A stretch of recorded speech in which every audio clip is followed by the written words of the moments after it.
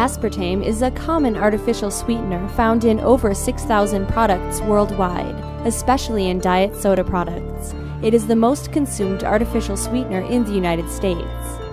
With the power of slick marketing, the public has been led to believe that aspartame is safer and healthier than regular sugar. But nothing could be further from the truth.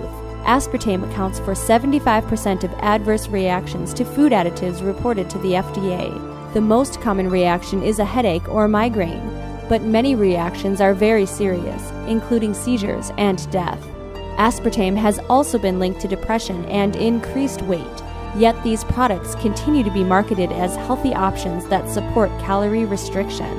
Aspartame is composed of 40% aspartic acid, 50% phenylalanine, and 10% methanol or wood alcohol. The amino acids aspartic acid and phenylalanine benefits your body's function, but you ingest these amino acids excessively in aspartame. Aspartame is an excitotoxin that excites or stimulates your brain cells to death. On the other hand, too much phenylalanine can change your brain's physiology and deplete you of serotonin, a neurotransmitter that helps regulate mood. Naturally occurring methanol found in certain fruits and vegetables is firmly bonded to pectin, which allows the methanol to be safely passed through your digestive tract. The phenylalanine methyl bond, called a methyl ester, is very weak and allows the methyl group on the phenylalanine to easily break off and form methanol. Methanol from aspartame is extremely dangerous to humans. It is carried to susceptible tissues in your body where alcohol dehydrogenase, ADH, converts it to formaldehyde, the fluid used for embalming. Your body lacks key enzymes that eliminate formaldehyde that accumulate in your cells and wreak havoc on sensitive proteins and DNA. It is linked to breast and prostate cancer, as well as oxidative damage in your brain. Animals have a protective mechanism that allows methanol to be broken down into harmless formic acid, but there's a major biochemical problem with methanol in humans because of the difference in how it's metabolized compared to all other animals. This is why toxicology testing on animals is a flawed model. It doesn't fully apply to humans. But why is aspartame still on the market? Aspartame was discovered by accident in 1965 when James Schlatter, a chemist of G.D. Searle Company, was testing an anti-ulcer drug. G.D. Searle fervently pushed for the approval of aspartame on the market, to no avail.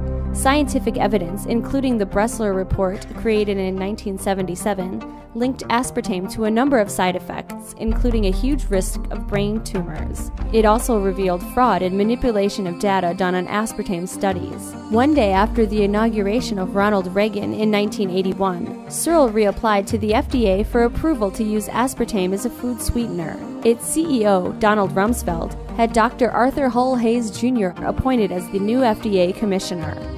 Hayes appointed a 5-person scientific commission to review the current decision on aspartame. When it became clear that the panel would uphold the ban, Hayes installed a 6th member who voted in favor of aspartame. He broke the tie in aspartame's favor, which led to the inevitable approval of the sweetener in 1983.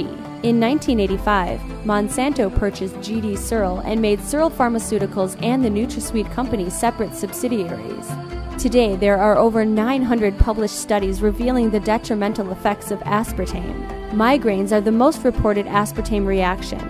Chronic exposure to this sweetener can bring about or worsen serious conditions such as asthma, lymphomas and leukemia, brain tumors and brain cancer, irritable bowel syndrome, Parkinson's, multiple sclerosis, and epilepsy. Aspartame's connection to cancer cannot be ignored.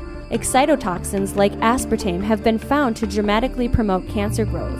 A researcher found that when cancer cells were exposed to aspartame, they became more mobile, and their metastasis or spread became more enhanced. The longest ever human aspartame study, spanning 22 years and conducted by the Brigham and Women's Hospital from Harvard University, found a clear association between aspartame consumption and increased risk of blood cancers.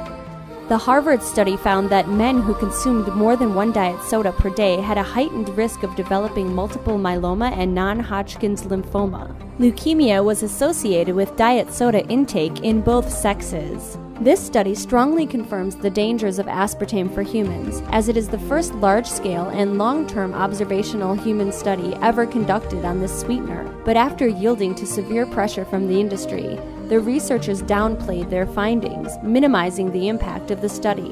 Despite these red flags, food manufacturers still continue to use aspartame for their products.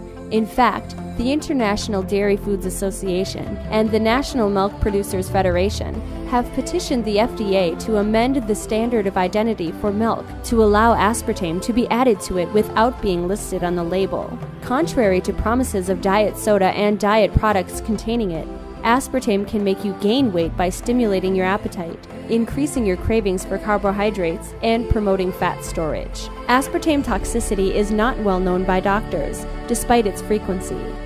Most of its symptoms mimic other health conditions, so if you're having a reaction to sweeteners, you may be unaware of it or are blaming it on another cause. To see if you're suffering from aspartame toxicity, eliminate all artificially sweetened products from your diet for 2 weeks. Reintroduce them to your diet one by one for about 3 servings per day. Compare how you feel with when you weren't taking any sweeteners. If you notice no changes, your body is able to tolerate it acutely without any immediate response. If you notice that you are experiencing side effects, you should immediately report it to the FDA by going to the FDA Consumer Complaint Coordinator website and calling the phone number for your state. Stick to natural sweeteners such as stevia, lohan, and dextrose. Take note that even these should be consumed in moderation. If you are struggling with high blood pressure, high cholesterol, diabetes, insulin sensitivity issues, or are overweight, it is recommended to avoid all types of sweeteners, both artificial and natural. For more information, visit Mercola.com.